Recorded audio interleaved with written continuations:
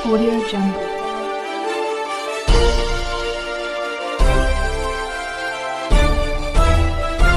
Audio Jungle. अभी आप देख रहे हैं कंचन न्यूज। इसे लाइक शेयर सब्सक्राइब करना ना भूलें ताकि न्यूज का नोटिफिकेशन सबसे पहले आपके पास पहुंचे। अब चलिए खबरें विस्तार से। जगह जगह लोग कहते हैं कि जीतन मांझी गरीबों के लिए और वंचितों के लिए कितनी बड़ी बात बोलते हैं विधानसभा में। कोई सुनता है, कोई साथ देता है कि नहीं। हम इसकी परवाह नहीं करते हैं कि कौन साथ देता है या नहीं देता है। हम जानते हैं कि उसका कुप्रभाव भी मेरे ऊपर पड़ता है, लेकिन तो भी हम बोलते हैं। एक साथी अभी कह रहे थे, अगर पद की लोभ होता, हम चापलूसवाद होते तो 9 महीना मुख्यमंत्री और हम रहते। हमने नीतीश कुमार की बात नहीं मानी, हम अपनी बात कहते रहे। आज स्मरण होती है, आप लोग इस बात को जानिए। हम नीतीश कुमार को धन्यवाद देते हैं कि हमारी बड़ी योजनाओं को, बहुत योजनाओं को क्रियान्वित करते हैं। कल ही पेपर में था, जो किसानों को बिजली माफ करने की बात किया था, उन्होंने कल कर दिया। कहने का मतलब घुरा फिरा के करते हैं कि जल्दी अगर करते तो होता कि तो जीतन मांझी की बात है। तो इस बात को हम याद दिलाना चाहते हैं कि वो भले भुलावे, लेकिन आप मत भूलिए।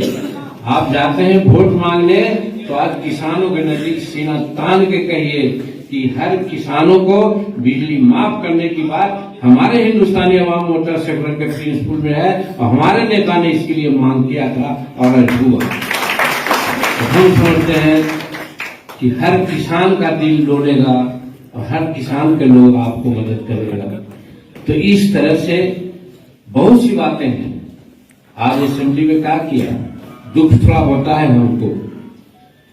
लंबी बात है, लंबी बात नहीं करना चाहते हैं, लेकिन हम जज्बाती हो जाते हैं कि असेंबली में जब हम बात करते हैं तो कल प्रेम कुमार औरंगाबाद में हमसे कह रहे थे कि मांझी जी आप बार बार किया जाए। तो हम उनको समझाया कि हम बात ये करना चाहते हैं कि बी बंदोपाध्याय की एक आयोग बनी थी जो जमीन भूमि सुधार के संबंध में उनको रिपोर्ट देना था, रिपोर्ट करना था। आप सभी पत्रकार मित्रों से मैं कहना चाहता हूं कि आप जानिए, अगर नहीं जानते हैं तो। उस रिपोर्ट में था कि बिहार में 22 लाख एकड़ जमीन सीलिंग का, भूदान का और बिहार सरकार का है, और बिहार में करीब 13-14 लाख ऐसे हर जात में भूमिहीन लोग हैं जिनके पास 10 धूर भी जमीन नहीं है। 1 एकड़ की बात छोड़िए, तो 13-14 लाख हमारे यहाँ कृषि भूमिहीन लोग हैं और 22 लाख जमीन हमारे पास उपलब्ध है। अगर वो बांट दी तो कितनी बड़ी बात है। और यही चीज जीतन मांझी ने किया था। 2015 की बात याद रखिए, इसलिए आप कार्यकर्ता हैं, सब समझाइए लोगों को। हमने कहा था कि भाई आज 30 रुपये 40 रुपये चावल मिलता है, 200 रुपया आप बुढ़वा बुढ़िया को पेंशन देते थे, विधवा को पेंशन देते थे। हम 400 रुपया किया था, 200 रुपया और बढ़ाया था। ये 2014 की बात है। आज 2024 में हम लोग प्रवेश करेंगे। कितनी महंगाई आगे बढ़ गई, एक चीज है। दूसरी बात कि हमारे बाल बच्चे का पढ़ने का उतनी बात तो नहीं हुई, लेकिन तो भी कुछ पढ़े हैं। तो अब क्या होता है, मामूली चपरासी। हमारा एक साला है खजबती, यहाँ कुछ बोलते हैं उसको, खरहरी का। उस साला सूरत में जाता है काम के, तो माँ मुर्गियों को सबको ले जाकर वहीं रहते हैं। अब यहाँ माए बाप 1 लोटा पानी देवा बाबू, 1 गिलास पानी देवा बाबू। एक घटना हमारे सिर्फ संजय मांझी का नहीं है, लाखों लाख लोगों का है। इसके लिए क्या चाहिए कोई नहीं आज तक सोचा, चाहे कम्युनिस्ट हो, चाहे माले हो, चाहे कोई हो, दावे के साथ हम कहना चाहते हैं। लेकिन जीतन मांझी ने सोचा और कहा विधानसभा में कि जब आंध्र प्रदेश और दिल्ली 3,000 रुपया पेंशन देती है वो, तो कम से कम आपको 1,000 रुपया देने में क्या लगा हुआ है? आप 1,000 भी तो कम से कम कर दीजिए। अगर आज 1,000 हो जाए बुढ़वा बुढ़िया का, तो किसको फायदा होगा? भूया राजपूत ब्राह्मण को, कि ज्यादा गरीब हम लोग हैं, बैकवर्ड, ईबीसी, शेड्यूल कास्ट, आदिवासी, कि आज 1,000 रुपया 1,000 का है। हम तो मांगे थे कि 2,000 दीजिए। हम इसलिए मांगे थे कि 2,000 कहेंगे तो लाले कम से कम 1,000, लेकिन वो नहीं हुआ, मुंह से आवाज नहीं निकली। अब आप कहिएगा जीतन मांझी अपना सरकार का धज्जी उड़ा रहे हैं, आप तो नहीं लिख दीजिएगा। तो भैया ये बात वक्त लिखिएगा, हम सरकार के साथ हैं, इंडिया के साथ है। हर दम पर जब हम मुख्यमंत्री पद छोड़ दिया नीतीश कुमार को बचाने के लिए, तो हम कुछ भी निछावर कर सकते हैं, लेकिन जो बात है समाज के लिए वो तो हम बोलेंगे।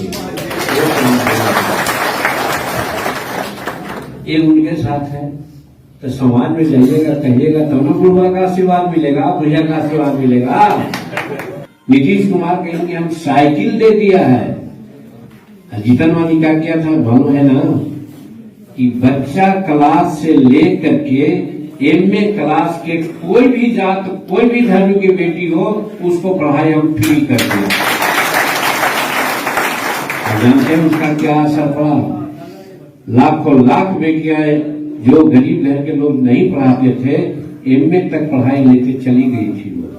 अब इस आशा में कॉलेज और यूनिवर्सिटी ने पढ़ाई उनका रखा कि सरकार से तो पैसा मिलवे करेगा।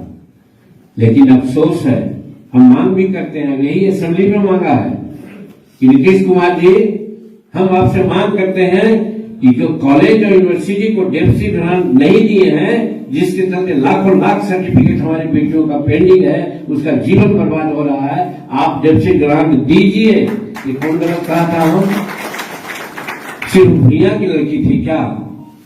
सभी समाज की लड़की थी, सभी जात की लड़की थी, सभी कौम की लड़की थी। उसके लिए क्या? और वो लड़की आती है तो जानते हैं आंख से आंसू आ जाता है। बड़े घर की लड़कियां तो पैसा दे करके निकल गई, डेफिसिट ग्रांट दे सरकार चाहे नहीं दे, लेकिन मंझले घर की लड़कियां, एबीसी की लड़कियां, शेड्यूल कास्ट की लड़कियां, आदिवासी की लड़कियां आज माथा ठोक करके आज उनका सर्टिफिकेट भी नहीं मिल रहा है, उनका जीवन बर्बाद हो रहा है। इसीलिए हम कहना चाहते हैं और मांग किया है असेंबली में भी, जिसकी चर्चा माधव जी करते थे कि ये तो डोर हो रहा है कि जीतन मांझी ने तो सारी बात किया है, तो ये चर्चा आप लोगों को भी करना चाहिए और कहिए कि अगर जीतन मांझी को 20 सीट भी देते हैं तो सभी बेटियों का जो डेफिसिट ग्रांट है निश्चित रूप में पेमेंट करावेगा और सबका सर्टिफिकेट दिलवा देगा। कम्युनिस्ट वाली कम्युनिस्ट वाले बोल रहे हैं, माले वाले बोल रहे हैं, जदयू वाले बोल रहे हैं, एवं भाजपा वाले बोल रहे हैं, राजद वाले बोल रहे हैं। राजद तो खाली राधा कृष्ण भगवान का और द्वारका याद दिलाते हैं, दूसरी जगह की थोड़ी बात करते हैं। तो ये सारे गुर हैं। बात सही है यार, समय है, ज्यादा होता है तो ज्यादा बोलने में थक भी तो जाते हैं ना। अगर अभी 1 घंटा चल सकता है, बहुत सा मुद्दा है।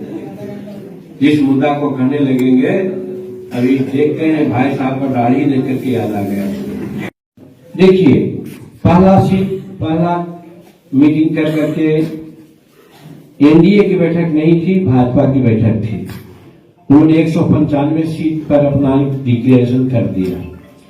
अब दूसरी बैठक होने वाली है, शायद एनडीए के साथ होगी और वो एनडीए की बैठक होगी तो तय होगा कि किसको मिलेगा, कहां मिलेगा, कितना सीट मिलेगा।